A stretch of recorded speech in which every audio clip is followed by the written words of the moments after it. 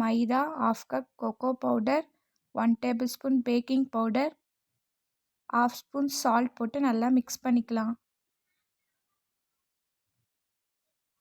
இப்போ நல்லா மிக்ஸ் பண்ணிகிட்டே இருக்கலாம்.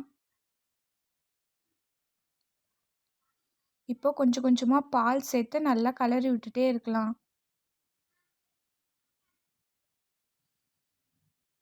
நல்லா திக்காக பேட்டர் கன்சிஸ்டன்சி வர வரைக்கும் நல்லா மிக்ஸ் பண்ணிக்கலாம். இப்போது பாதாமை கட் பண்ணிக்கலாம். இப்போ நம்ம செஞ்சு வச்ச பேட்டரை கேக் டின்னில் நல்லா ஊற்றிக்கலாம்.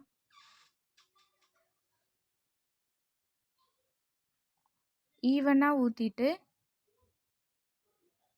இப்போது மேலே சாக்லேட்டை நம்ம ஸ்ப்ரெட் பண்ணிக்கலாம். மில்க் சாக்லேட்டும் டார்க் சாக்லேட்டும் போட்டுக்கலாம். அடுத்து நம்ம கட் பண்ணி வச்ச பாதாமை போட்டுட்டு இப்போது வெயிட்டான பாத்திரத்தை வச்சு சால்ட் போட்டு 10 மினிட்ஸ்